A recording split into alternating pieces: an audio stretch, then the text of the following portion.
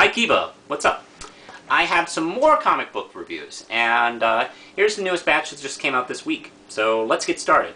Here's issue 11 of Birds of Prey by Gail Simone and Pierre Perez. And this is mainly focusing on, as you can probably tell from the cover, really nice cover too, by the way, of Huntress and Catman. Now, I don't read Sinister Six, so I'm not really sure what's going on between Huntress and Catman. I don't have too much history, but the issue fills me in, I think, pretty well, actually. They're on and off kind of flirtation. Almost very similar to what Batman and Catwoman go through, really. You know, our vigilante heroes just stay the fuck away from cat-themed, you know, anti-hero villain characters. And they're just trouble. And this one just switched the genders. Now, there's a kidnapping plot, and they're trying to solve the problem while making kissy face, and there's let's see, there's some really great interplay here. Gail Simone is just excellent at dialogue. She's a fantastic superhero writer, as well as character. Her work is always fast-paced action, fast-paced, and the dialogue is very believable. There's a twist at the end, and oh boy, it's all one and done right here in this issue. I think it's really good, with gigantic, super giant story arcs that seem to be I don't know, seems to be all over the place. Really, it's kind of just the rule now. Like, hey, I don't care if it's a simple story; it needs to be 15 parts. Here's one. Enjoyed it quite a bit. This is 5-gram chips.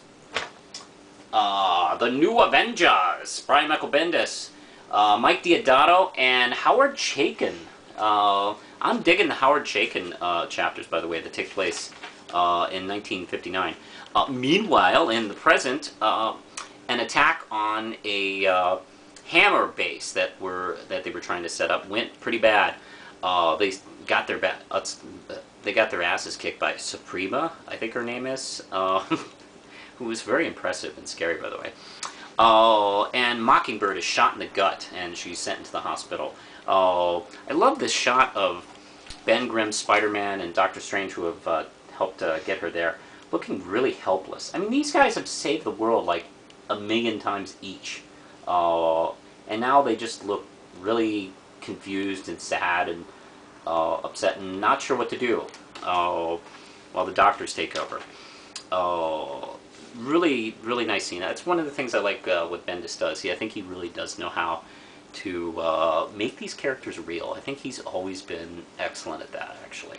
Now we get to the 59 story with Nick Fury setting up what appears to be the first Avengers with Kraven the Hunter, Sabretooth, yeah, fucking Sabretooth, Namorta, Dominic Fortune, the original Silver Sable, and I think that's it.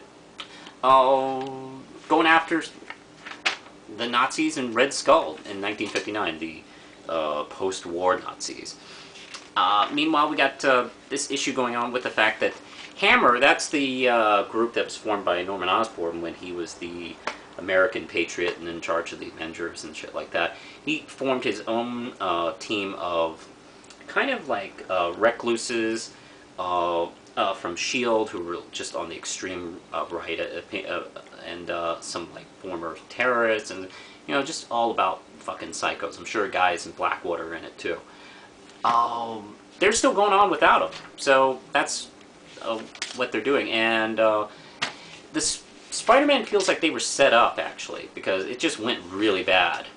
Meanwhile, there's this excellent action piece in the middle where the sort of 1959 Avengers breaks into this Nazi camp. By the way, there's a scene where Sabretooth slashes this Nazi's face, and the sound effect is Chuck. Really made me kind of wince for a second there. And fantastic sequence here with Namorta, with that giant whale attacking them. Now we cut back to the present, and Victoria Hand is really scared shitless, because she was part of what Norman Osborn was doing, and she's afraid that, you know, everybody's going to blame her. And then we cut back to there's mostly 59 action here, where after everything's said and done, some guy in a Captain America costume approaches Nick Fury and the gang. And since Steve Rogers is like frozen in 1959, who is this guy? Really cool. I'm really liking this story arc, by the way. This is 5 RAM chips. I'm really digging this a lot. I'm liking this better than the story arc that's going in the other Avengers book with the Infinity Gems. This is just fun. I like this. Here we go. Well, Lindsay's finally talked me into buying Hellboy. Actually, she really didn't have to bend my arm. It's one of those books I haven't been reading that I regret that I haven't been reading, and I feel like, oh, I don't know when to get into this and blah, blah, blah. And you know how it goes. This is great. This is a one-shot, just like I was talking about with the Birds of Prey book. This is Mike Mignola and Kevin Nolan, whose work I like. I've seen him work on Batman from time to time. Love his stuff. And his stuff fits really good into this universe. Don't really talk too much about it. Hellboy is brought in to investigate these cow mutilations and disappearance. And it sends him what we think is probably some kind of witchy Satan cult thing. Turns into something really, really different. Yeah, I'm talking flying saucers, motherfucker. I don't want to give too much away because it's a one-and-done kind of issue. But it's really fun, really exciting, and Hellboy is just perfect. I mean, what a perfect character. Really great stuff. This is 5 RAM chips. And what's this? Am I holding a copy of Spawn 206? Are you seeing that? Is that right? Am I imagining this? What am I, a clown? Do you find me amusing? No, I'm actually doing this. I've been thinking about picking up Spawn for a while. I've been hearing since issue 200 how good this series has gotten. And I decided to give it a shot. And it's, let's see, it's written by John Jeff, Todd McFarlane, and Will Carlton, with art by, let's see, Simon Karansky, I think. Really, really beautiful art, actually. Let me just say right there, it's not Todd McFarlane art, and it's not somebody trying to be Todd McFarlane, which kind of frustrates me from time to time. Especially when a book really takes off, like maybe something from a particular artist and a character with a particular style that they keep trying to draw it exactly like that original artist style. I like the fact that this is its own thing, and it's very dark. And some of the shots are very beautiful and very realistic the way they're drawn. Very indie comic, actually. I really like it. Now, from what I understand, there's a new Spawn. He's not the Al Simmons guy.